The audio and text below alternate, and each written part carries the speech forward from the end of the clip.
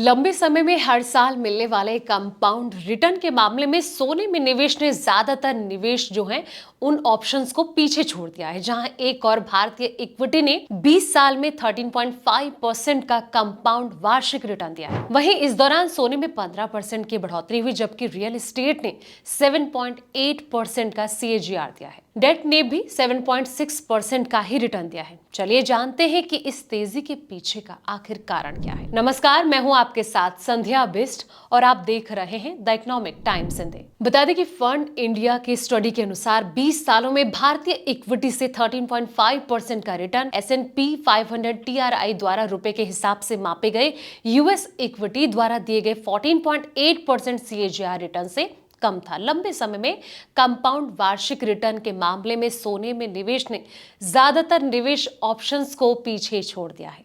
ऐसा funds India के एक नोट से पता चला है, जबकि भारतीय इक्विटी ने 20 सालों में 13.5% का कंपाउंड वार्षिक रिटर्न दिया है। इस दौरान सोने में 15% की बढ़ोतरी हुई है।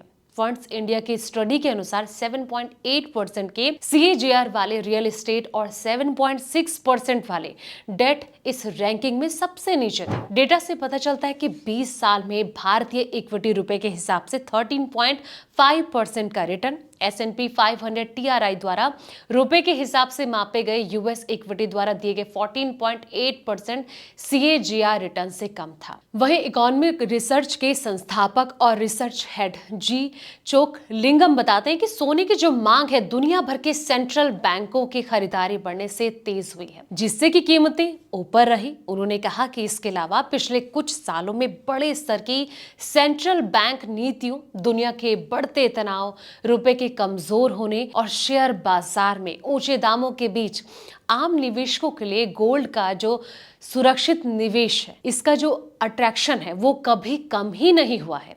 फंड्स इंडिया की रिपोर्ट के अनुसार 5 साल की जो छोटी अवधि में सोने से CAGR रिटर्न 23.2% रहा, जो कि भारतीय इक्विटी के 16.5% और अमेरिकी इक्विटी के 19.6% से बेहतर था। शानदार रिटर्न के बावजूद एक्सपर्ट का यह मानना है कि आने वाले समय में साल में जो है सोने की कीमतें और ज्यादा बढ़ोतरी की गुंजाइश इसमें नजर आ सकती है, जिसका मुख्य कारण सुरक्षित निवेश की खरीदारी में तेजी होगी, क्योंकि दुनिया में तनाव बढ़ रहा है। उनका यह मानना है कि सोने की कीमत को और ऊपर ले जाने वाले अन्य कारणों में माइनिंग में दिक्कतें शामिल है, जिससे कि उत्पादन कम होता है और आपूर्ति घटती है, जबकि मांग ज्यादा बनी रहती है।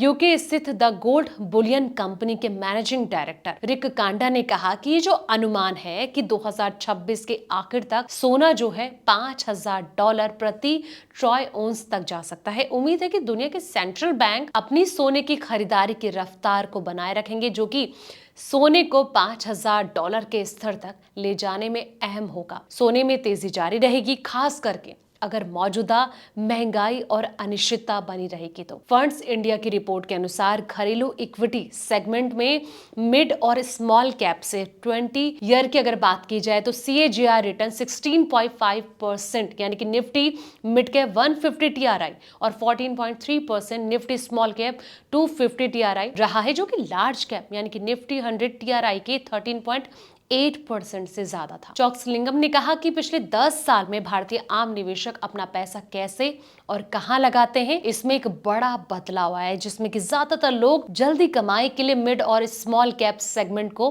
पसंद करते हैं। तो दोस्तों, फिलहाल इस वीडियो में इतना ही। ऐसे तमाम वीडियोस के लिए आप देखते रहें द इकोनॉमिक टाइम्स हिंदी।